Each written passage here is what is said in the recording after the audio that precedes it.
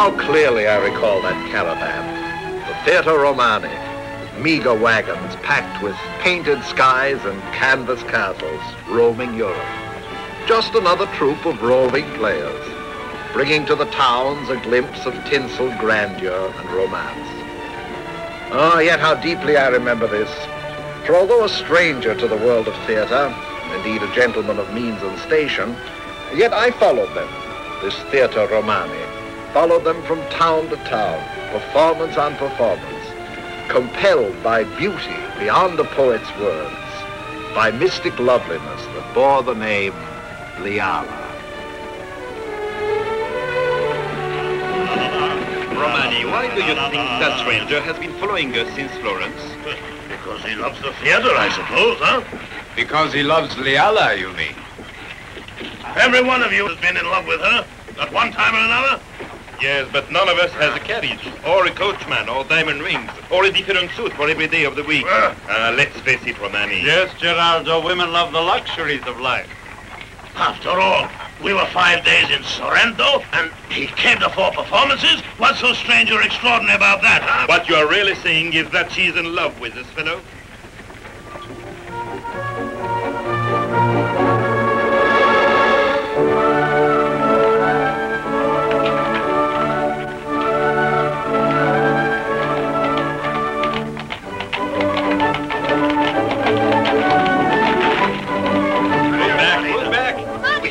Keep away, please. Get to moving, Merida. You, put that over there, behind the caravans. Put your shoulders in it. Put it in the back. There in the back. Be careful what you are doing. It's expensive. Hurry up, hurry up. You've got to come out and help us. Not now, Gerard. This nonsense has been going on long enough, do you hear? You know perfectly well everybody has to give a hand. Come on, Gerardo. Why can't you leave the girl alone? What's the matter with you? I don't know. Could I be jealous? It would be just like me. She's great fun to be with, but you never know what she's going to do next. She instinctively puts up a barrier between herself and the outside world. What do you mean, hurt? She's told herself a wonderful story about a mysterious and romantic stranger. The fellow who comes every night to the theater. And you've all been laughing at her. Especially you, Gerardo. I arrived, as usual, the first of all her audience. I could not know if she had seen me come, nor did it matter, for till now, that I see her was all my heart desired. Seems it won't be long now before our little Liala takes to her wings and flies off into the blue.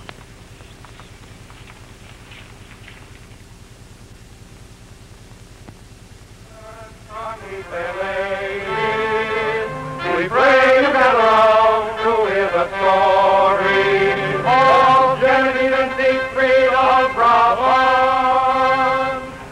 Genevieve of Brabant was the play, and through the kaleidoscope of crowd and music and Romani's florid words, as I had done so many times before, I waited for that magic moment of the curtain's rise. At last the play was ready to begin. Liala would step forth as Genevieve, and I would see again that lovely face. But was it actress or queen for whom I waited? I could not tell.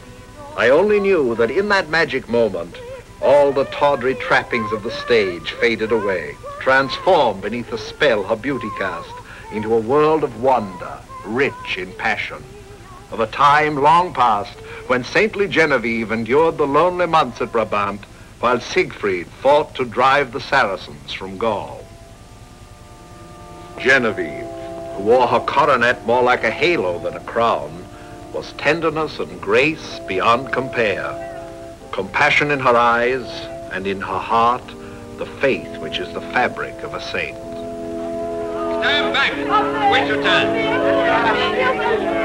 Get out!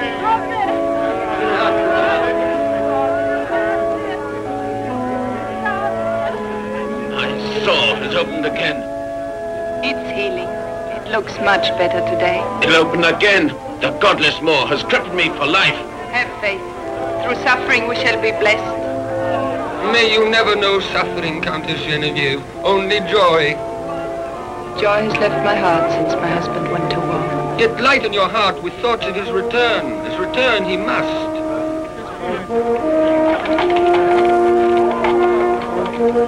Drago.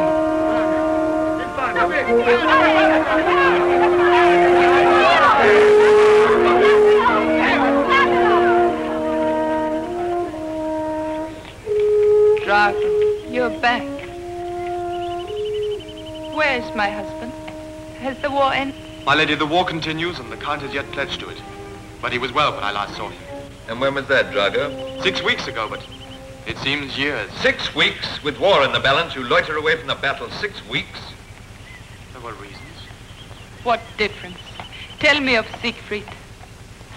He tells you himself. Here is his letter. The first since he left. God is kind. You will be returning the wars at once, of course. I am never returning. You what? He's wounded. The letter is stained with blood. Your husband is unhurt, my lady. The blood you see is from a wound of mine. Received upon the field of battle, of course. Fortunately, it was not. I thought so. Forgive me, Drago. News of my husband blinded me to the care you should have.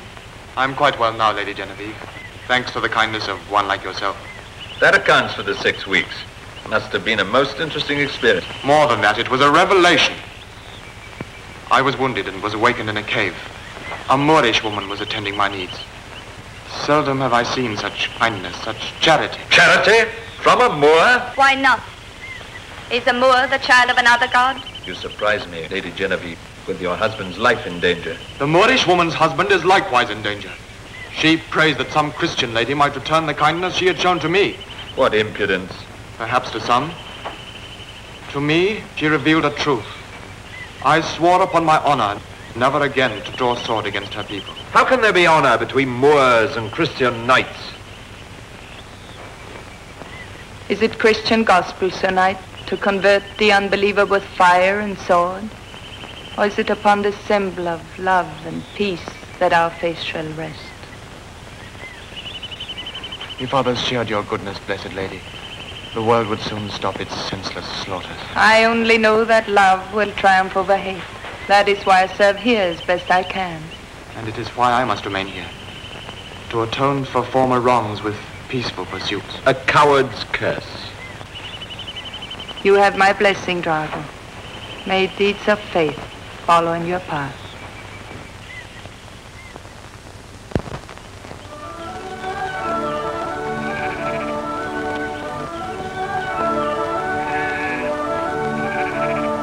To fill her empty hours, Genevieve filled her hands with work. Strong, fragrant work.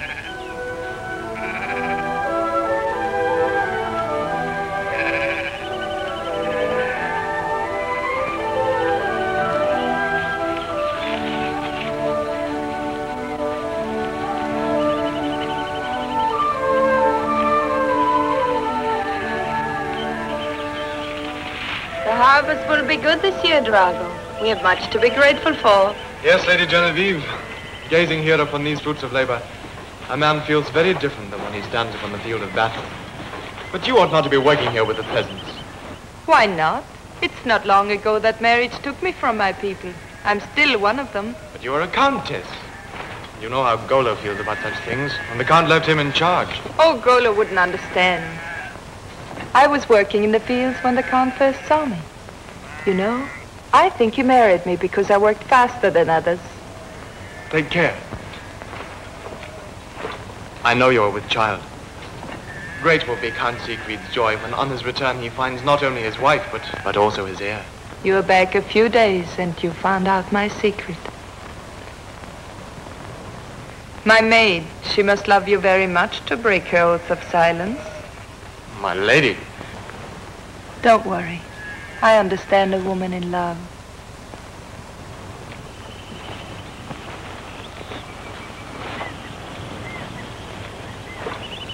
Golo, what an angry face. It darkens this sunny day. Aunt Siegfried's wife working amid peasants. A sorry sight. Siegfried didn't think so when he married me. This is your doing. I shall report it to the Count. May I remind you that I'm free to make my own decisions and still be mistress of the castle? Then return to it in propriety, lest tongues begin wagging. Only one tongue have I heard wag in ugliness. Knight in disgrace ought to keep his silence. Please, please do not quarrel. I shall return with you.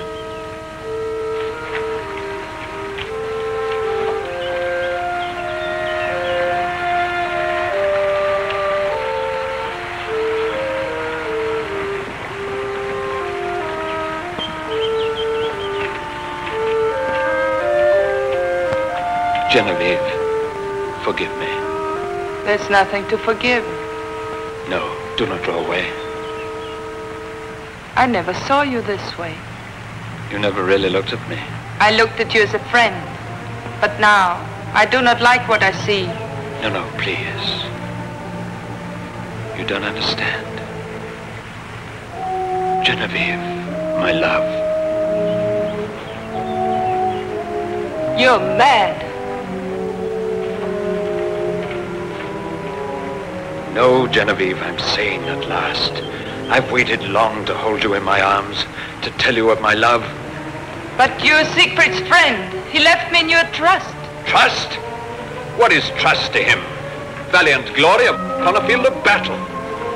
And you stayed behind in safety to torture us with your false honor, behind Siegfried's back. You questioned his faith. His faith is none of my concern. And it will not be yours once I have made you mine. Drago! Drago! Drago! Drago, help! Help!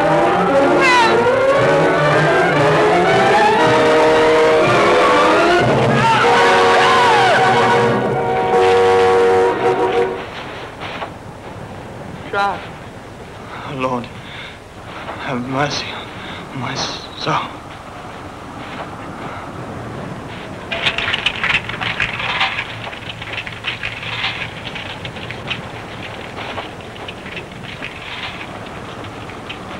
Save your deceitful kisses, Countess. They pass unfelt upon his dead brow. You, like Cain, shall be cursed from the face of the earth. It is not my brother's blood I spilt. The man this woman holds so tenderly in her arms was her lover. I killed him to avenge the husband she betrayed. Guards, take her away. Do you hear me, guards?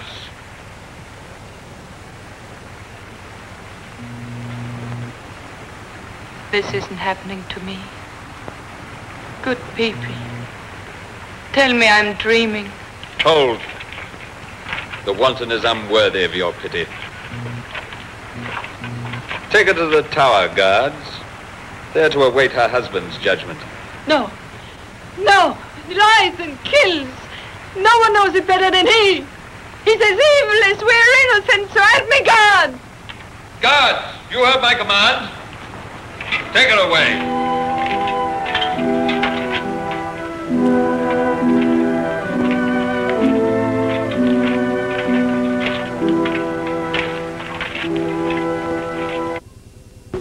But no one knew she was with child and Siegfried with Tavor.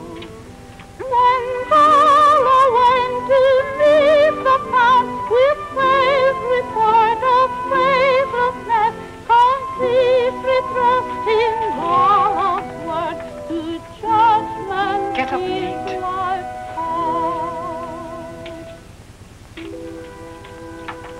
I'm not hungry. But you are with child.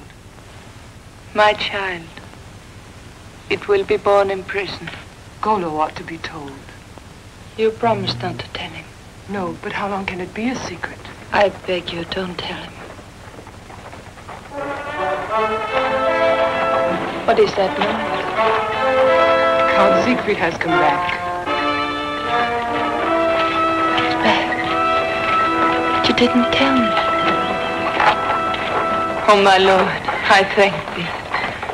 My suffering is over. You hear? He's coming. I knew he would.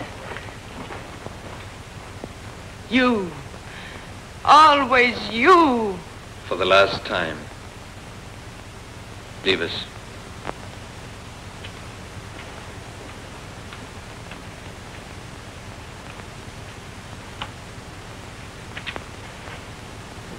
Genevieve.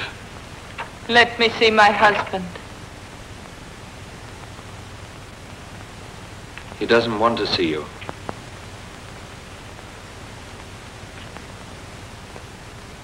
He doesn't want to see me?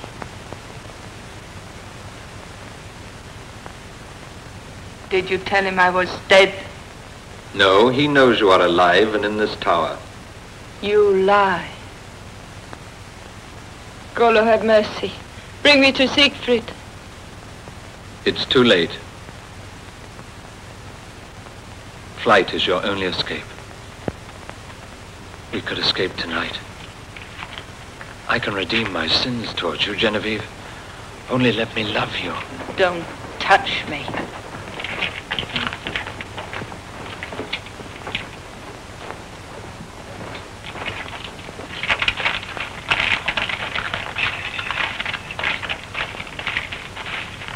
Countess Genevieve, you are to face the charge of adultery and appear before the court of this castle to answer to your lord and master, the Count Siegfried, for the crime you have committed against him.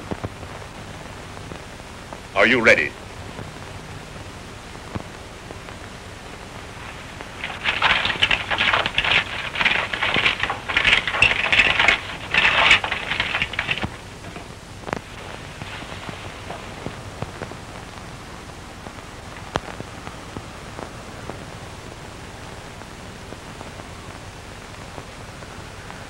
Do you, Genevieve, Countess of Brabant, admit the charge against you? Or do you choose to plead your innocence?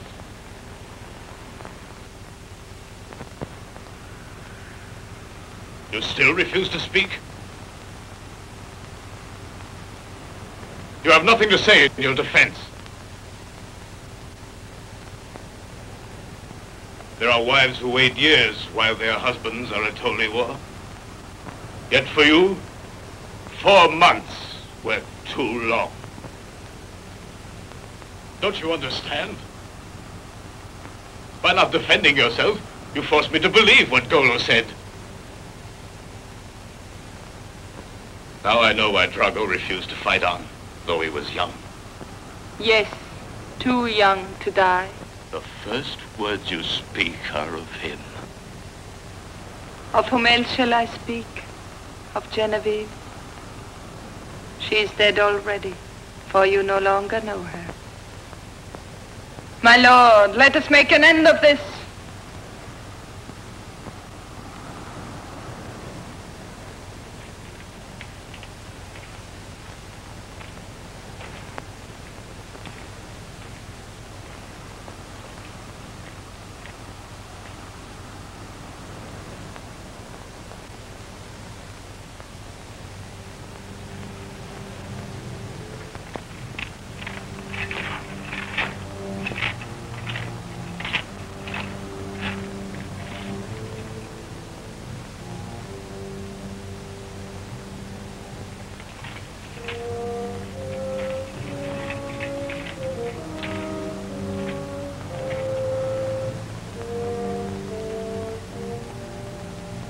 Till death do us part.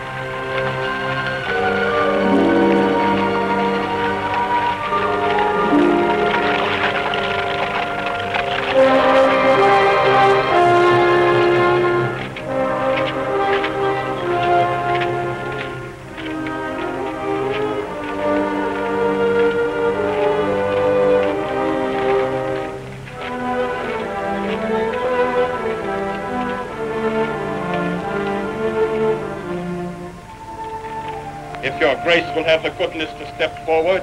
We have reached our destination. Do you wish to say a prayer, Your Grace? May God forgive you for what you're about to do. Your Grace, we must tie your hands behind your back. It won't be necessary. Kneel.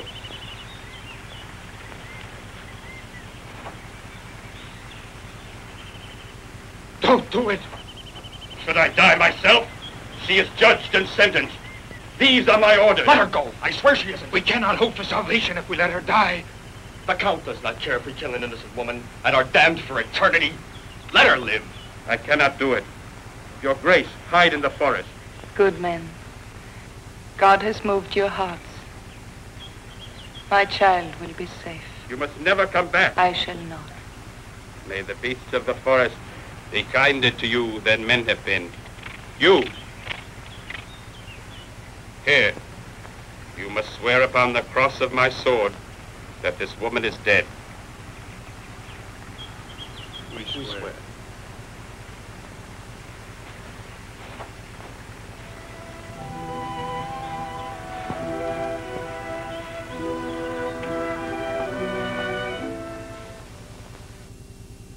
And so 5 years went by, yet Siegfried felt no easing of his guilt.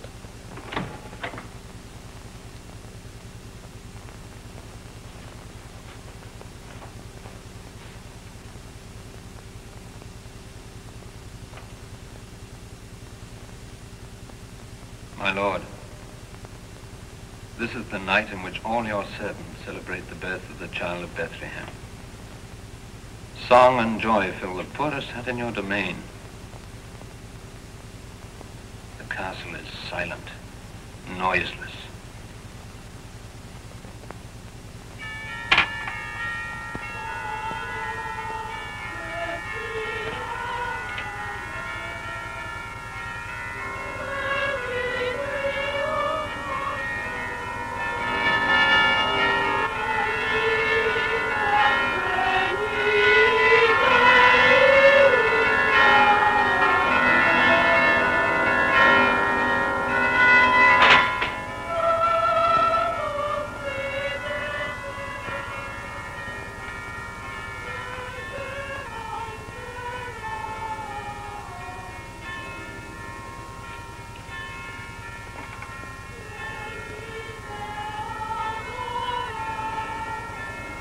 Siegfried, it's unnatural.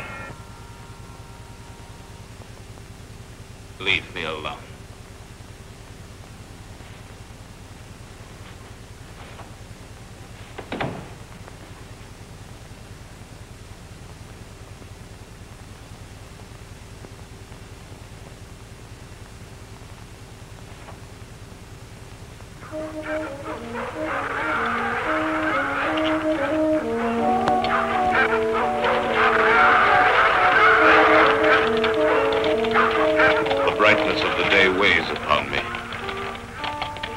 Let us return to the castle. To sit again within the gloomy hall and stare into the flames and brood. My lord, you haven't left it for 5 years. It is a fitting refuge for agents of death.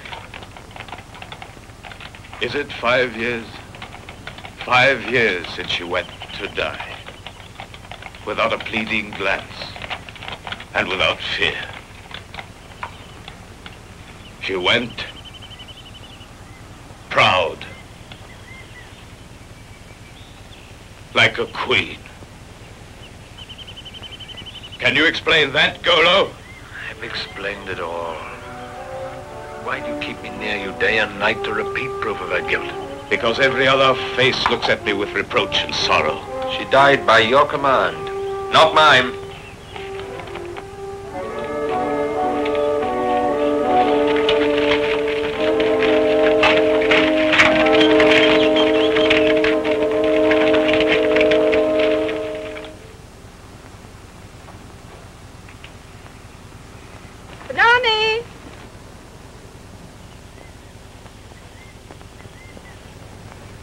Benoni, are you coming?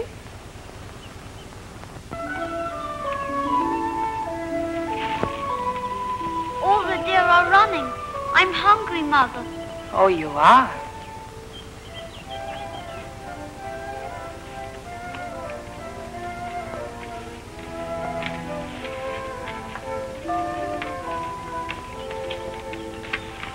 The bowl is so full today. Fawn started to graze. He doesn't drink as much from his mother anymore. How long did I drink from you? Until you started to graze. You mean until you taught me to find berries, hazelnuts, and know mushrooms and dig roots? No, I nursed you when you were born. But then I got too weak and God sent us the doe to give you milk. Mother, why do the animals love us? Because we don't harm them. But why do they harm each other? Remember the stags? I remember. Why, Mother? I'll tell you when you're a little older. When will that be? Soon, child. Too soon. Now we shall learn the prayer. I know it. Our Father who art in heaven. What's Father, Mother? And why is he in heaven? Each living creature has a father, but he to whom we pray is the Father of us all, and he's high above us. Is there a mother up there too? Yes, child. Now go on with the prayer. Has the fawn a father? Yes. Hallowed be thy name. Hallowed be thy name. Do I have a father? Yes. His name is Siegfried. How does my father look? He's tall and strong. As tall as that tree? Not quite that tall. Why is my name Benoni? It means son of the only one.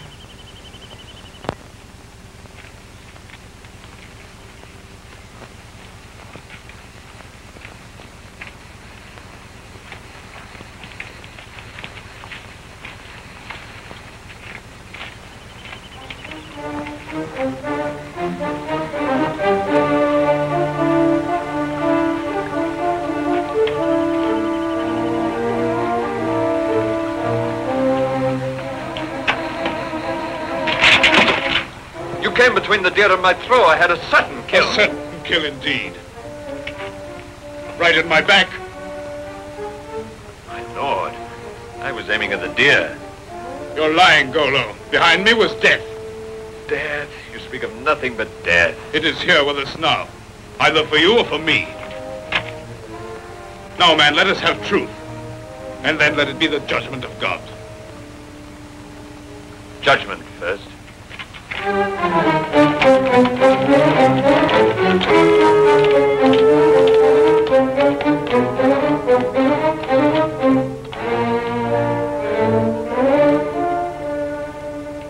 Noble knights, I am here upon your request. While you, Siegfried, Count of Brabant, appeal to God for judgment against thy friend, I accuse Sir Golo, before the Almighty and all men, of being a scheming liar, guilty of falsehood and deceit. Sir Golo, you heard the accusation. Let the Lord decide.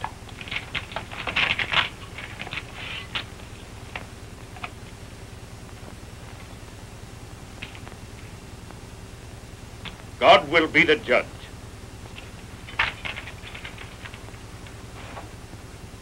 I swear. I swear.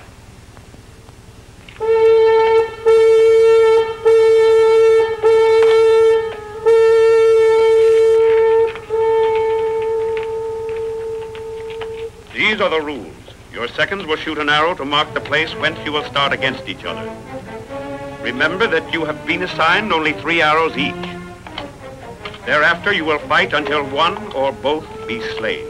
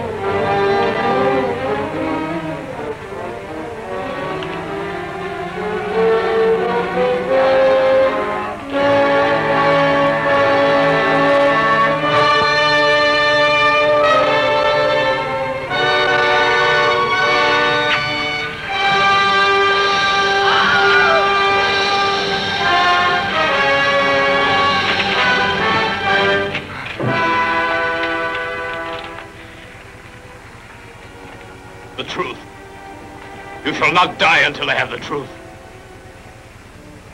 You are a fool, Siegfried. It is that I loved her.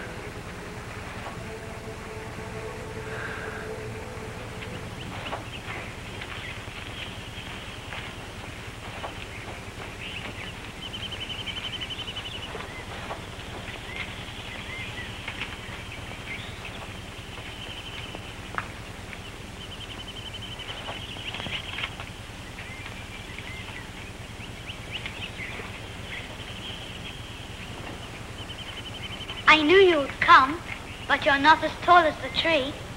What did you say, child?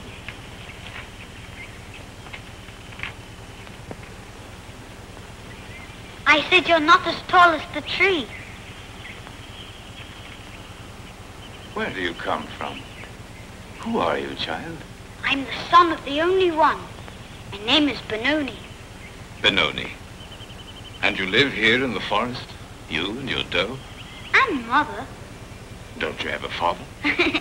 Each living creature has a father. But there's another one. Up there. Child, your father is here.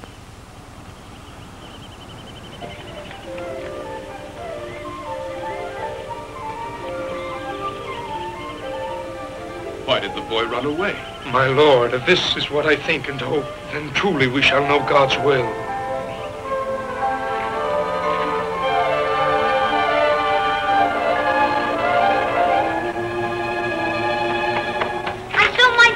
He talked to me, and then another came. But child, we're all alone. There's no one here. There, don't you see? They are coming. It cannot be true.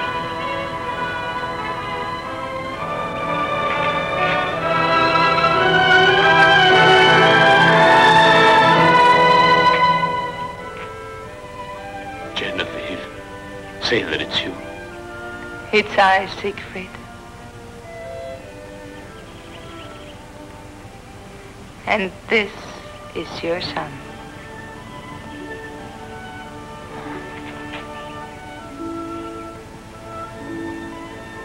I do this for Mother when she cries. I promise you, Benoni, she will never cry again.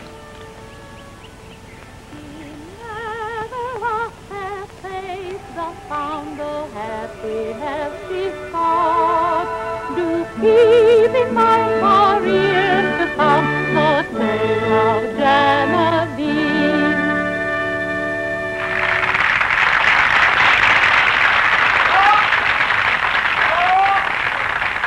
With the ending of the play, reality descended.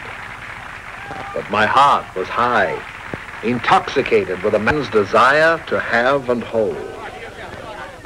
Leala must be mine. The time was now. I had to speak, declare my love, ask her to come away with me, and share my life. Young man, here, this is for you. Give this letter to Leala, will you? There's a good boy. Hurry up. Run along now.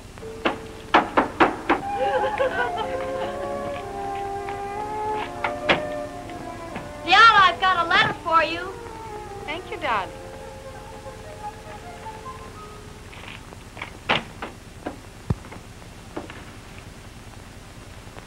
Give me that letter. Give me that letter. It's none of your business, That's Father. what you think. I want that letter.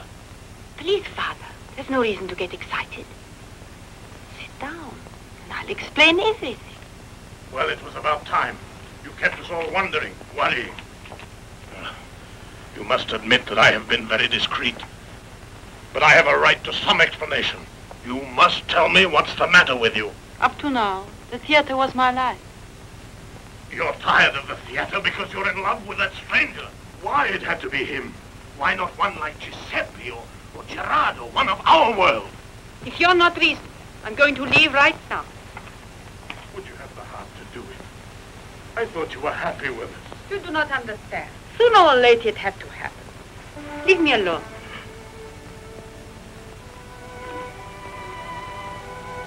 I'm sorry. Good night. It's just about to begin. Time to arrive on private life with the Emperor and Josephine. The wonderful, the beautiful, the greatest, the famous Liala! Liala did not leave. That night and all next day, I had no word from her. And so to see the face that I adored, I was obliged once more to seek it on the stage, this time as Josephine, Empress of France. The play was Josephine and Napoleon, a love story set in flaming history when Bonaparte smashed his way through Europe toward a throne. I waited eagerly for Liala's cue, and yet I knew that when it came, the woman who appeared would be not Liala, but lovely Josephine, charming, capricious, extravagant. Is this Madame Bonaparte's coach? Correct. What you wish, Colonel. A message from headquarters. Give it to me, please. Captain Charles is hereby ordered to report immediately to the Bolzano garrison, there to await further orders. Signed, General Bonaparte. Bolzano? Oh, what Yes, a isn't pity. it? I may never see you again. I suppose in war these things happen. But there is no war in Bolzano. No, It's exile. but maybe it won't be so bad. May I ask what is delaying us now? Merely farewell. Thank you, Captain Charles, for making this dreadful journey a delightful one.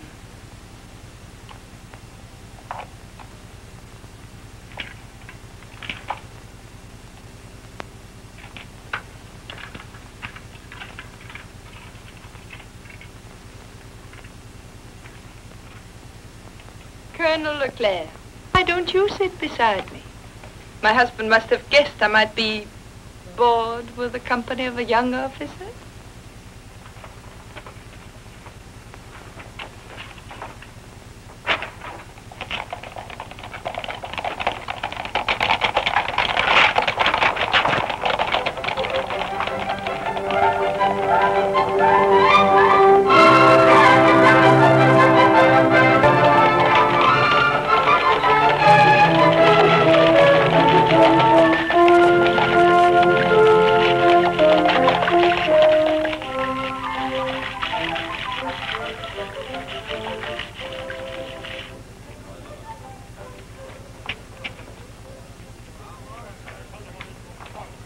Where's the general?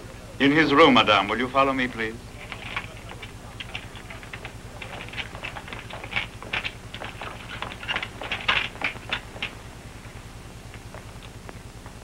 Madame. Merci.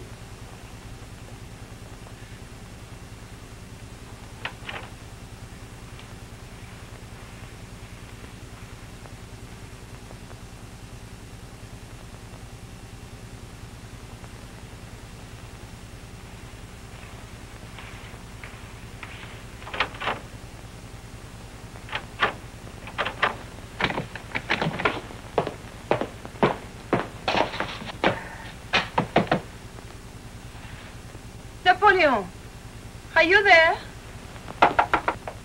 Napoleon, what happened? Why didn't you come to meet me?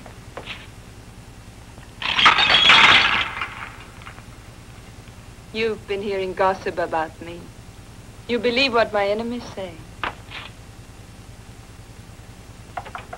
Listen. I couldn't wait to be in your arms again.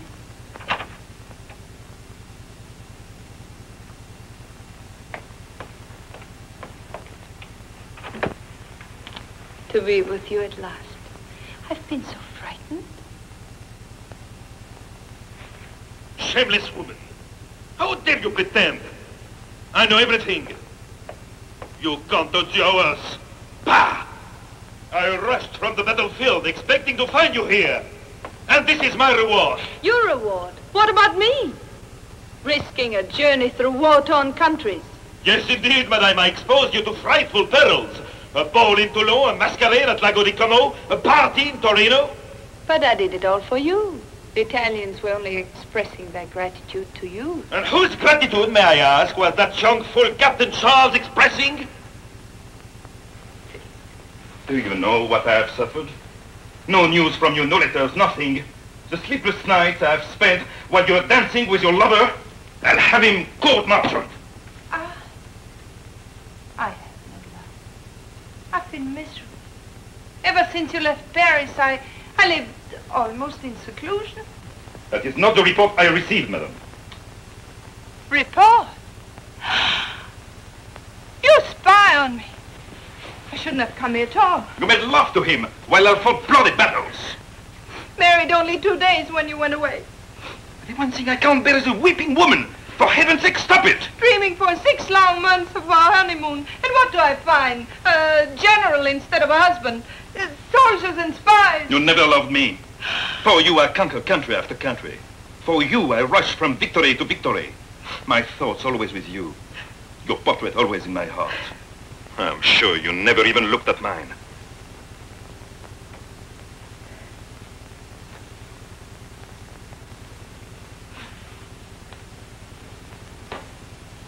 See how wrong you can be.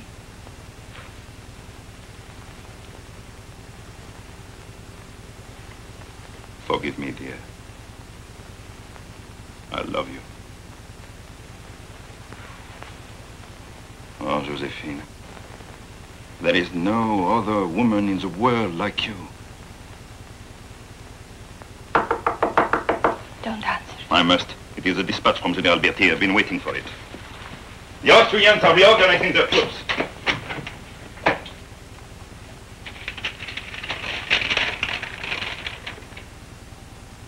Come back in an hour.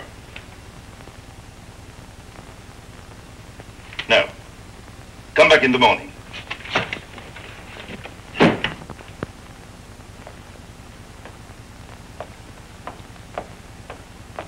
You see, it's always like this. History is much more important to you than your wife. It shan't be tonight.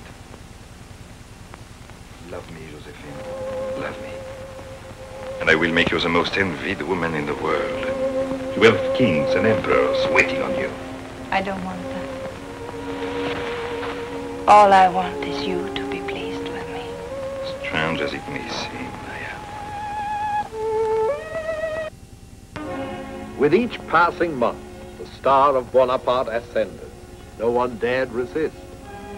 Then, his power secure, enemies in check, he found his only moment of real happiness in his love for Josephine.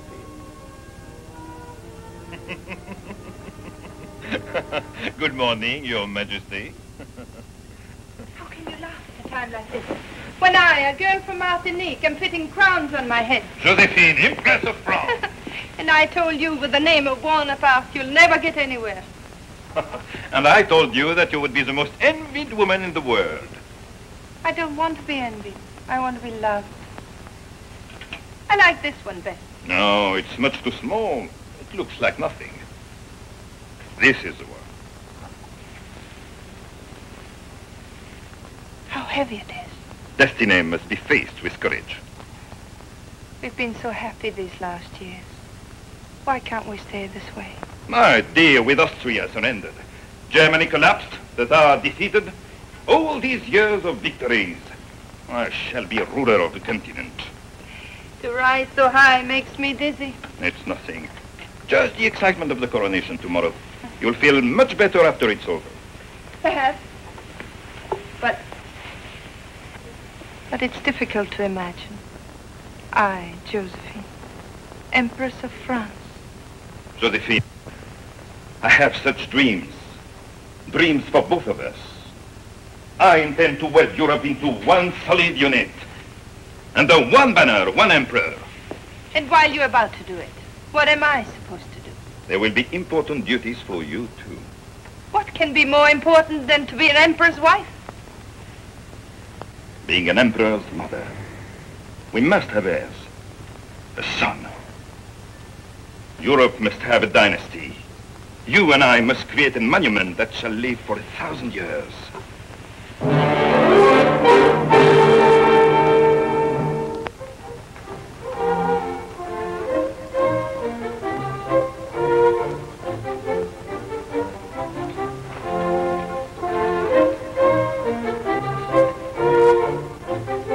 Napoleon was crowned Emperor of France.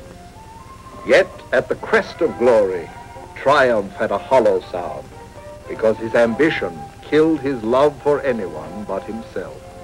Josephine.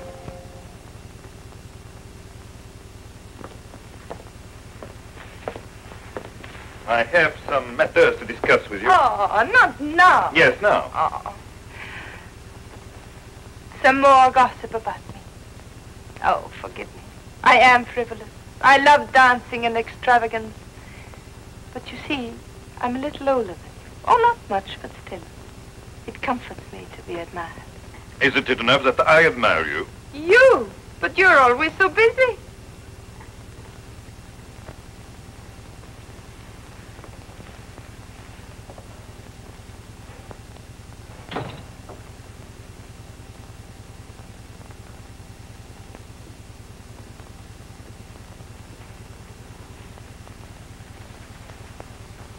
Josephine, I must ask you for the greatest proof of your devotion to me and to your country. What is it, Napoleon? Say it quickly.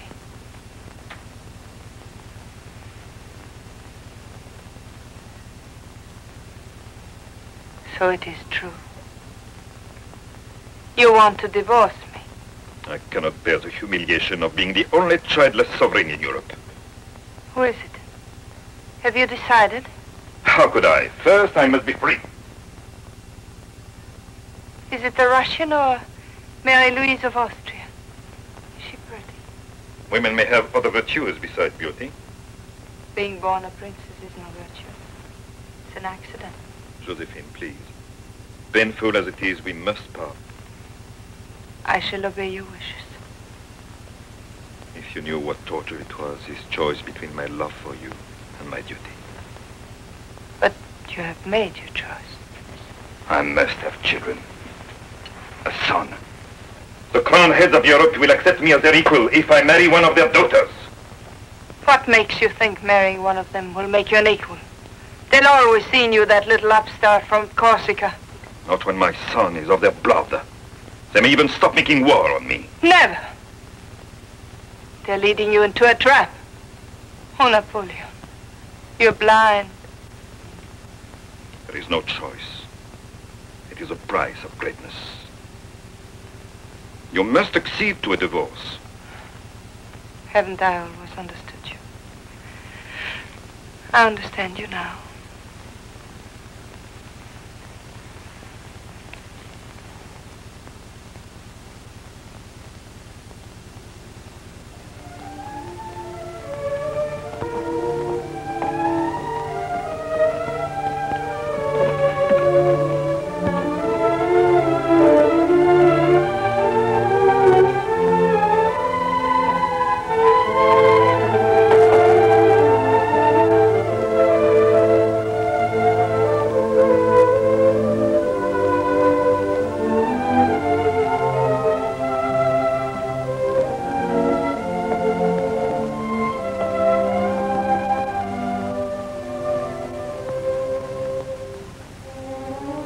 Josephine,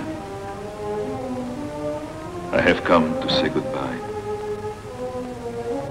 I knew you would. I have arranged everything to bring you as little embarrassment as possible. Thank you. Believe me, my dear, it has been the most difficult step of my life. It shouldn't be. You don't belong to anyone. You belong to France. Don't, Josephine, don't. You know I can't bear to see you weep. I know. You told me that a long time ago. Your image shall always be printed in my heart. No, please. Just go. No goodbyes. Just leave me.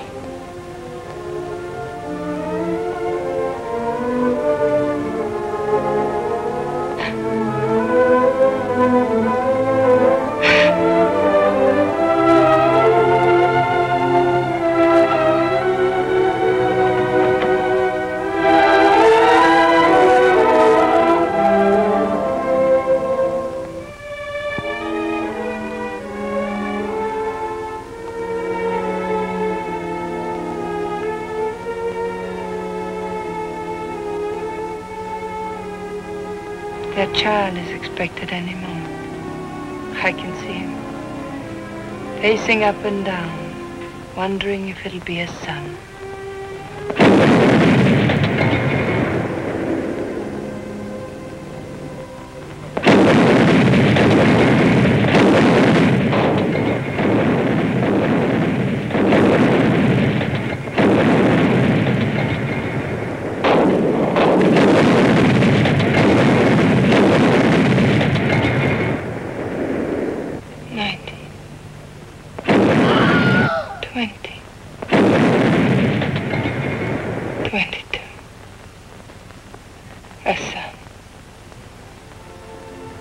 The Austrian has given him a son.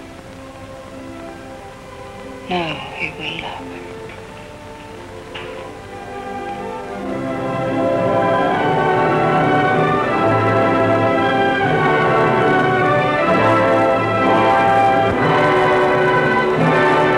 As the curtain fell, I saw Liala, and in her eyes I read her, yes, she would be mine.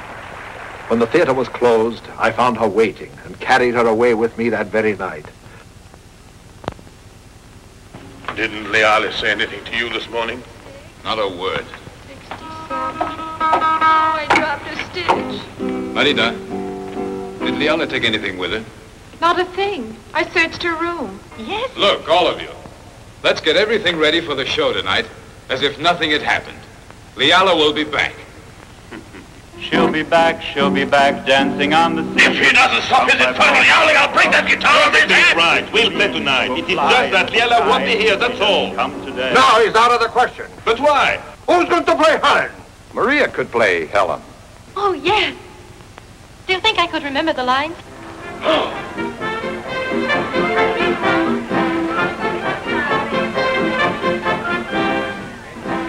Theatrical tradition did not die, but with Liala gone, the spark was dulled.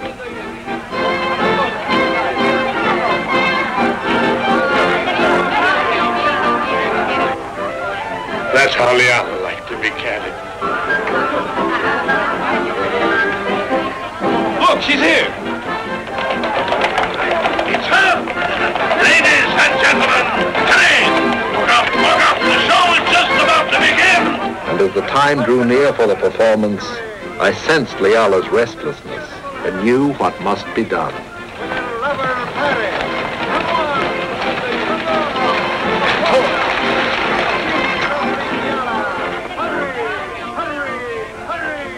Then she was gone. But already I could see her as Helen, in an ancient day when jealous gods on Mount Olympus, King Priam of Troy, ruled the shores of Hellespont, which we now call the Dardanelles, and demanded payment from all ships that passed through those narrow waters. The Greeks were a seafaring people.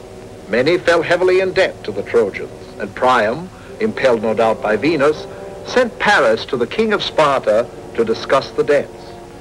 So it was that Paris met Menelaus, husband of Helen. Prince Paris, we thank you for your message.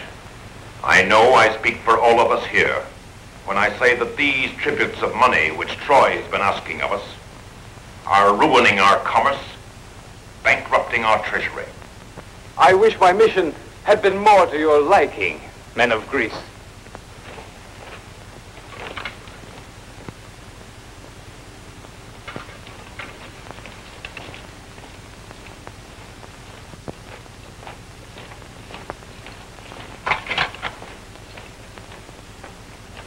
You will take 2 turtle doves and offer them at the temple of Venus.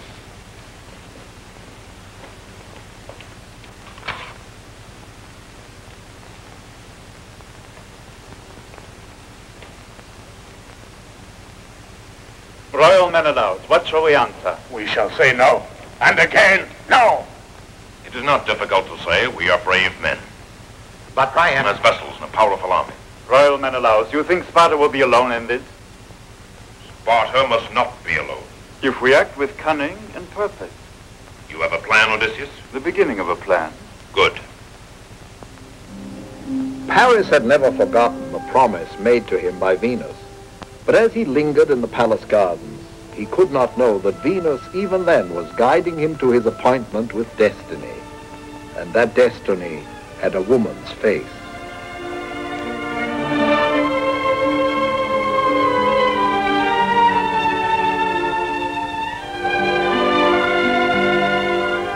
I thought I saw someone.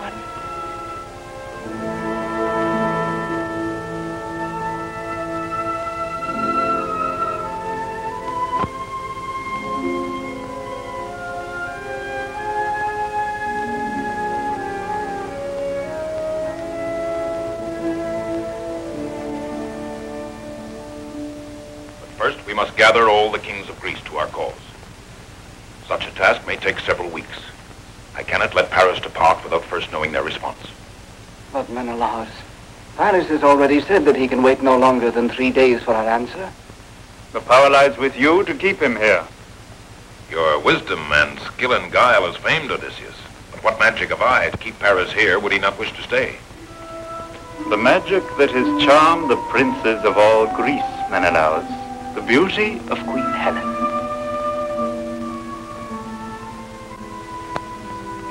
Did I hear your words truly, Menelaus? 'Tis an unseemly thing for husband to ask of wife. Unseemly. Would I not sooner see you dead, slain by my own hand, than that another man should touch you? Would I ask it of you? Did I not trust you? Then trust me now and tell me, why should I keep this stranger fawning at my feet? So that Greece may present a united face to these Trojan oppressors. My absence may last 3 weeks, even longer. See that he is still here when I return. Fair Helen, perhaps it was for this great cause before us that the gods have bestowed upon you beauty beyond mortal woman's. Perhaps. For what else has it brought me save sorrow? Set up for auction, like a heifer at the county fair. Sold to the richest among kings. Desired not for myself, but that men might envy him who had me. And now left here, wandering in these empty halls till your return. As a king, I have a duty to my people. As a queen, it is your duty to obey me. So be it then. What manner of person is this Trojan? Some grey-beard Nestor, or some ox-like Agamemnon? Unlike any of them, he's a fair youth. His name is Paris.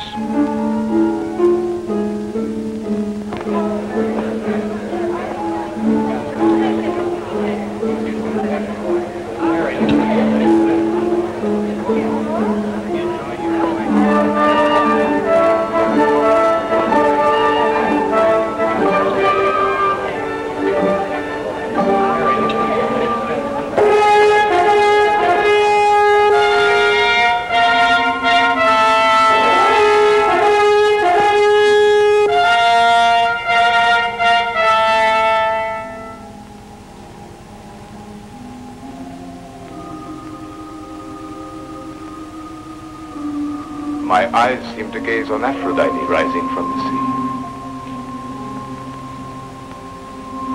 Are you a goddess or a mortal woman? I am indeed mortal, noble Trojan. Who could desire to be a goddess on so fair a day? I am Helen, wife of Menelaus. Then fame has not belied your beauty, nor yet done justice to it. I'm Paris, your servant.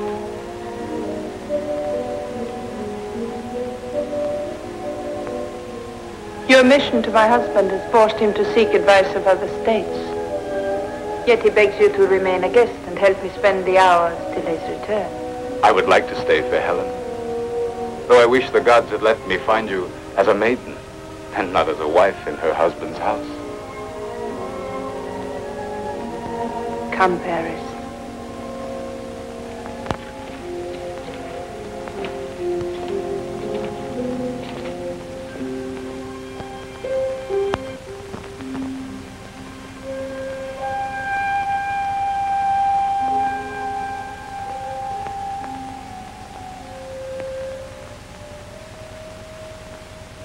The light in your eyes has changed, my friend. Do you recall what I told you? The day we met. How could I forget? I lied. To me, you are more beautiful than Venus. Take care. You mustn't offend our goddess. Michael, I speak with authority. Authority? I owe you a confession. One day, years ago, I was hunting in the woods on the slopes of Mount Ida. The day was hot, and I rested and fell asleep. Go on. I had a vision. I was awakened by voices, the voices of women. Mortals? No, of the goddesses, Juno, Minerva, and Venus. And each declared that of the three, she was the most beautiful. And in turn, each asked for my judgment. Juno promised the empire of Asia. Minerva promised wisdom and understanding. And Venus? That one day, I would come to know and to love the most desirable of all mortal women. And you chose? The favor of Venus. You, Helen. I shall not fight the gods, Paris.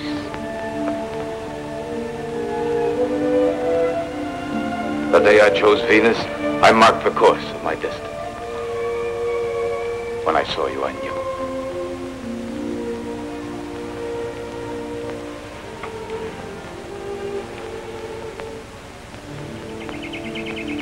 And so did I. Paris is still with Helen. They've been alone together for days. They're playing with fire. What does that mean? You're much too young to know. Menelaus will be home soon. He will send Paris to jail. He can't do that to the son of Priam. Go and see what they're doing. Oh, they won't no. mind you. I wouldn't dare to.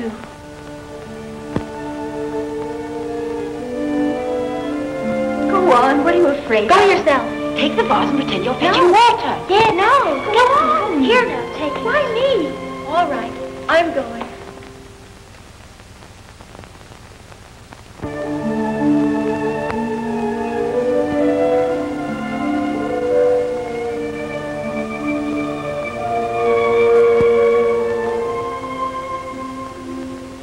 If Menelaus does not return soon, I must depart. Depart. Do you grow weary of me? No, Helen. I could never grow weary of you. For you, I've forgotten time. And my sacred word to my father. Stay, Paris. I cannot stay. If by tomorrow's moon Menelaus does not return, I shall leave. Burdened with desire.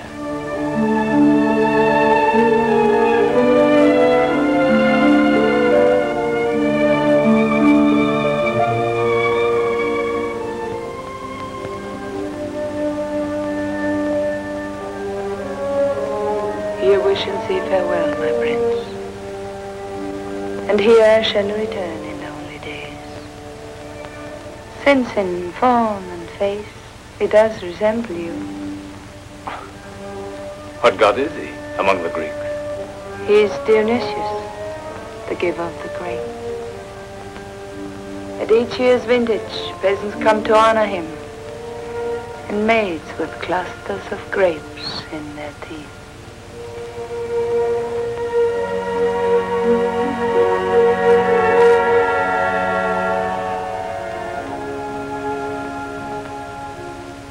May the gods forgive us.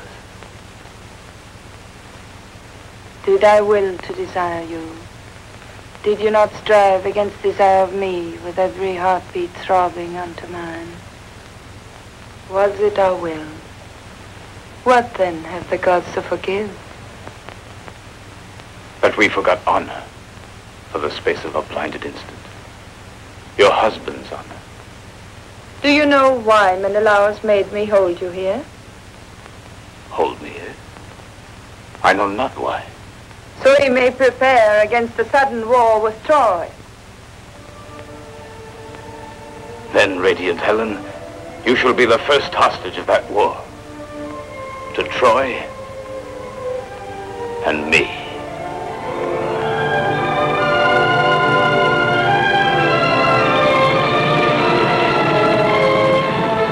Helen and Paris fled into the night, and when their escape was discovered, they had already set sail for Troy.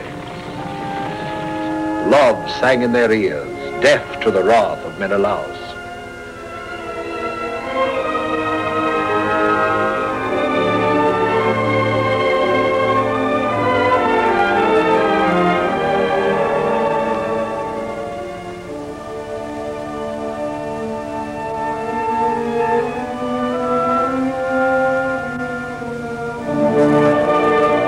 As the ship of Paris came in sight of Troy, Cassandra, his sister, roused from troubled dreams, came to the ramparts of the city.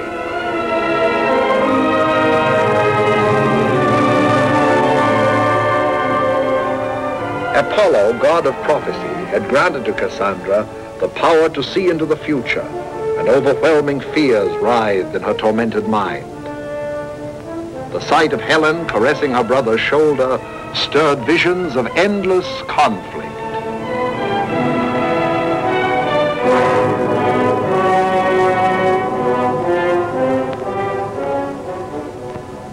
And the grim visions of Cassandra did come to pass. For 10 years, Greek and Trojan armies clashed in bloody battle.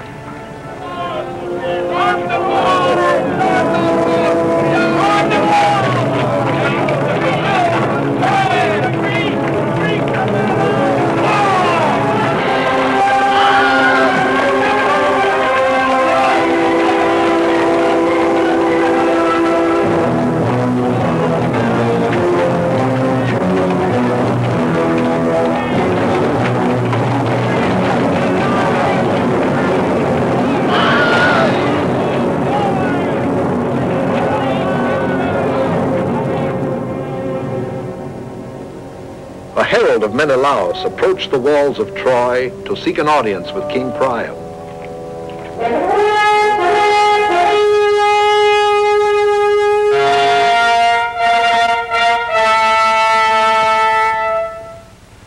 Hail, Priam, King of Troy! Do now your office. Hear, O King! Long have we faced the hardships and horror of war, yet upon neither do the gods bestow victory. Wherefore it is the word of mighty King Menelaus that Prince Paris be set armed before him to do battle man to man, and whoever is the victor shall have Queen Helen for his own. Bid Menelaus know that he shall have our answer tomorrow.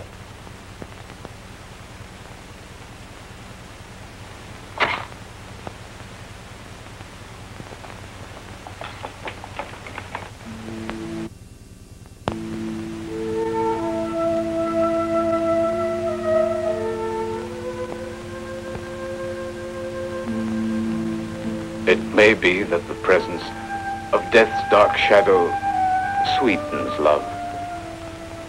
For never were you so close to my heart as in these moments. Then you're still content with me. No other woman's face have I seen, or yet recalled, since seeing yours. Prince, there is a maid who wishes to speak to you. I bid her enter. Enone, whence come you? From the Greek camp where I've been captive. They killed my father. Set fire to his house on Mount Ida. Zeus curse them. What will you have of me? Some humble task to earn my bread. There's no one I can turn to, only you. See to our comfort, Helen, while I seek wine for her refreshment. Great Queen.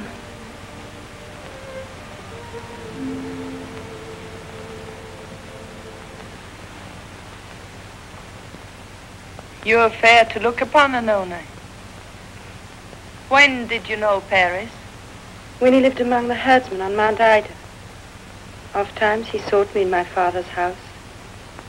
Because he loved you? Perhaps. until your beauty blinded memory of me from his mind. How fled you from the Grecian camp? I fled not.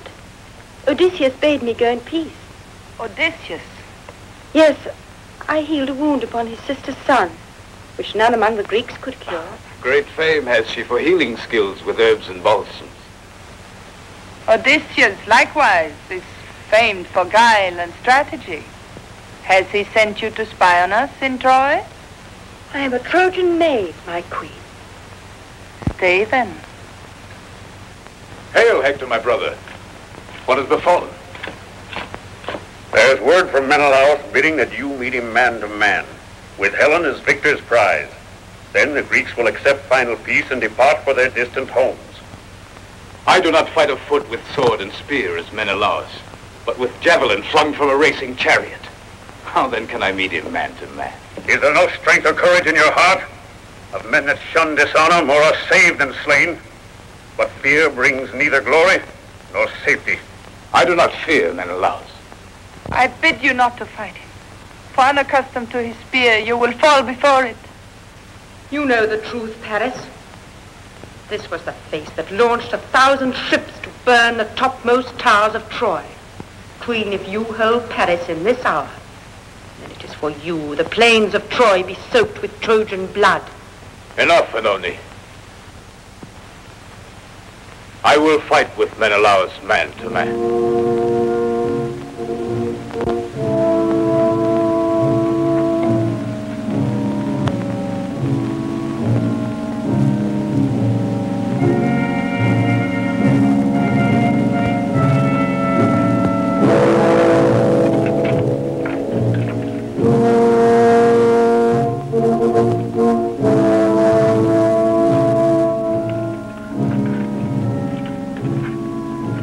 May the gods protect us. Go.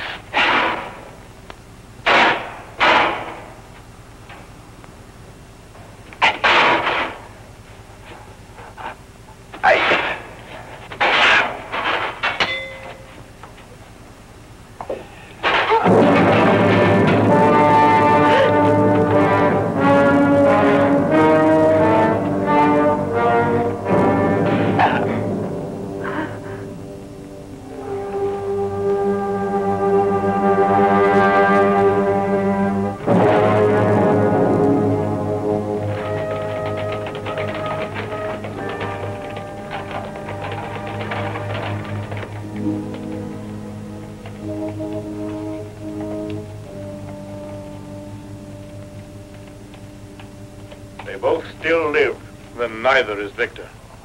Thus do the gods proclaim their will that we continue war. So be it then, Ulysses.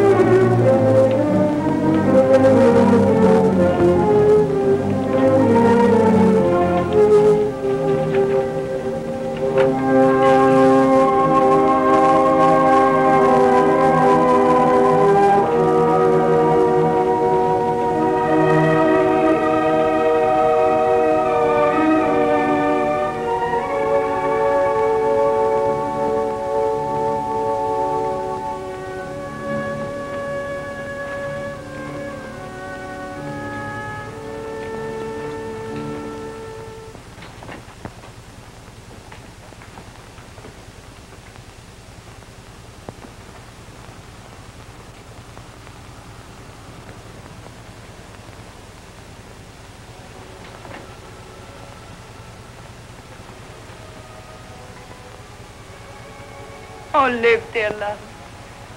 Depart not from me.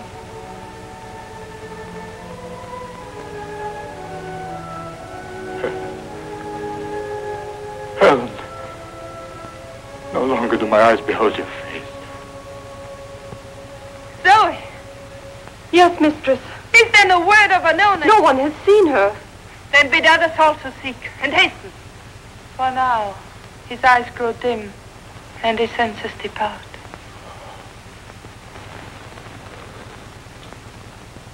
Great Zeus, I vow my fairness to you, that ne'er again shall men behold this face save veiled within some temple. If you will but spare his life.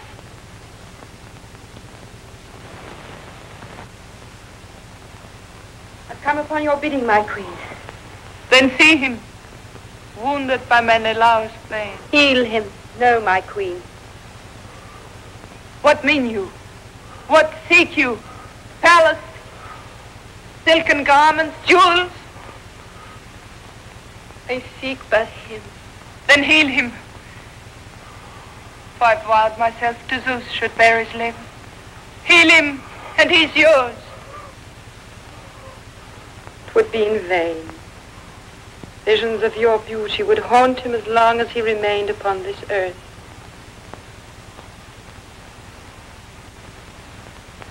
Refuse to heal him, and I shall see you thrown to the dogs. Speak not, for death's cold hand doth touch his brow. Helen! Helen!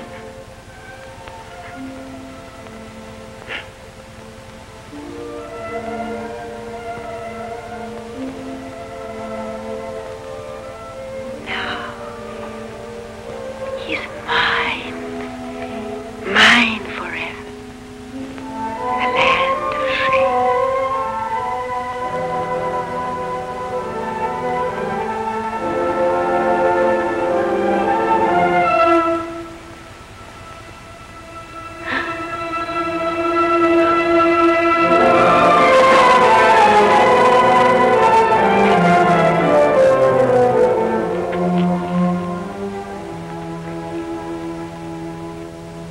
Unless you find heart to follow.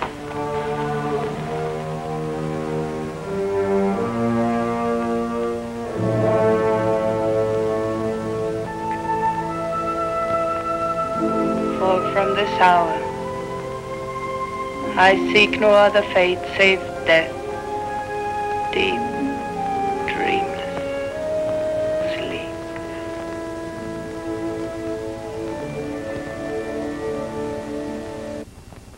And the war went on, more cruel and relentless than before, and ever more uncertain. Then one night, while the Greeks were gathered in council, cunning Ulysses struck a spark whose flame would consume mighty Troy. Are you ready? I'm ready, Lord. Then come. That same night, slaves, cattle, provisions, all were hurried aboard the vessels of the Greeks, while from behind a mysterious wall of scaffolds resounded the beat of hammers.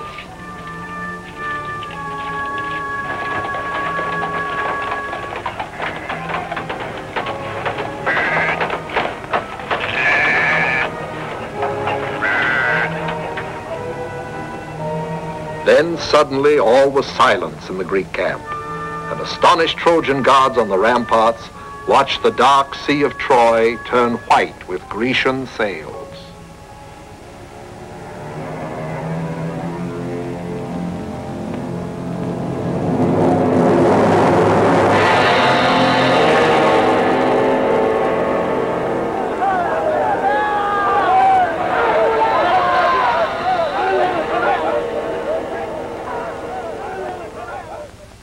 Let me speak to the king.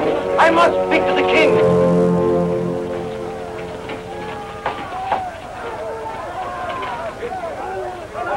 Priam, great king of Troy, hear me. My life is at stake, but hear me before striking me down.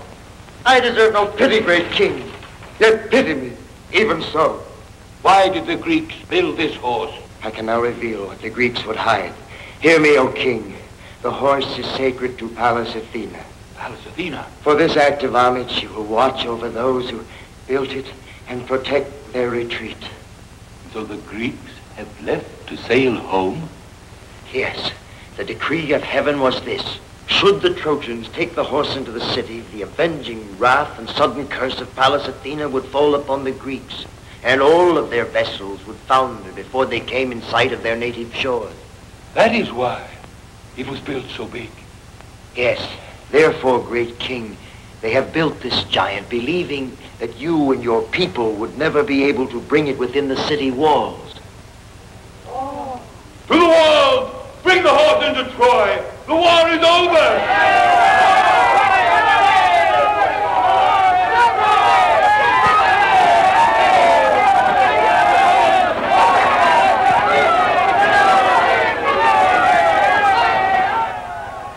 In all of Troy, Cassandra, the only one with power to foretell the treachery, was locked away as a madwoman for her prophecies.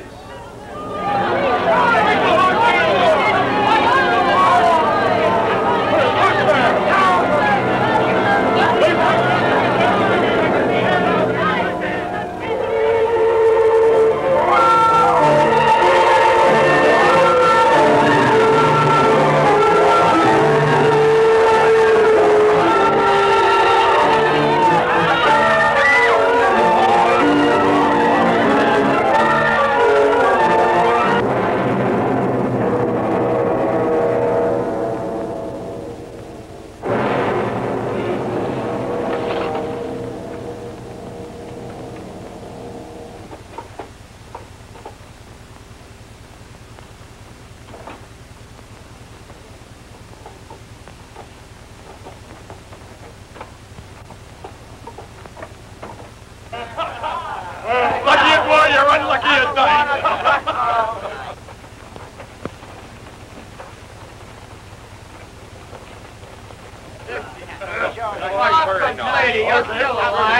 He's so drunk he can't see. Come on, it's your plate.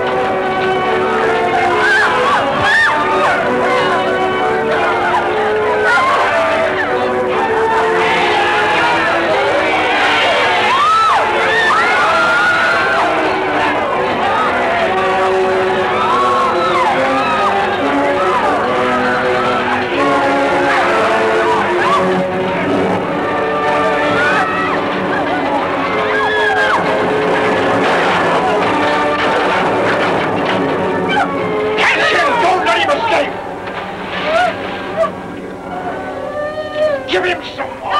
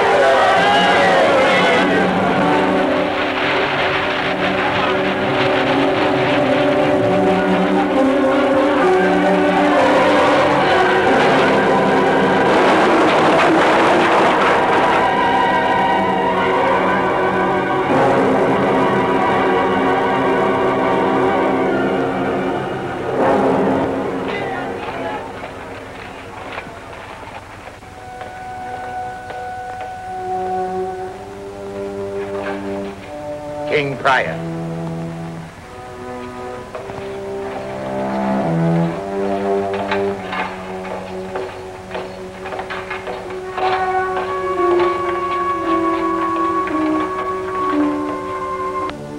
Now, wanton, your doom is come.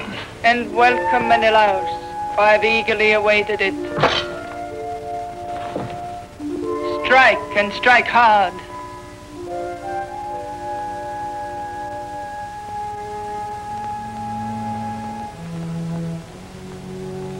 I cannot strike your fairness, even though my name be linked with shame forever.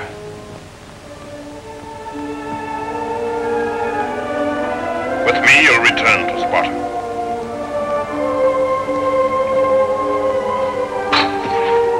May the gods forbid that any mortal woman be as desolate as I.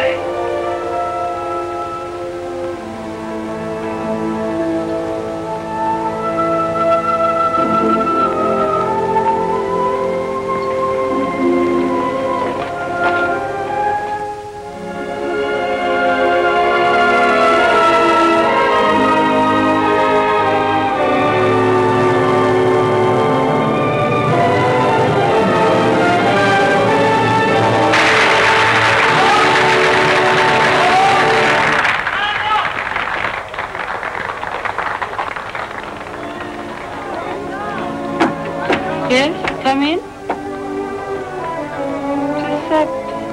You look happy. I made my choice. This evening when I knew it was curtain time, I could not stand it any longer. I had to come back. I know now my life is here. And you knew it all the time. Yes, I had faith in You know me pretty well, don't you? you. Of course I do. Yes, there is magic when the curtain rises. Romani's troop regained its star, and I had lost. But had I really lost? For to win Liala's love would forfeit all the love of 3 great queens. They celebrated her return. I heard the happy noises as I passed. I drove across the square into the gathering dark, and then away, out of her life forever. If Liala noticed, she gave no sign. Perhaps it's better this way. And so the story ends, and nobody learns anything from anyone except one's own experience.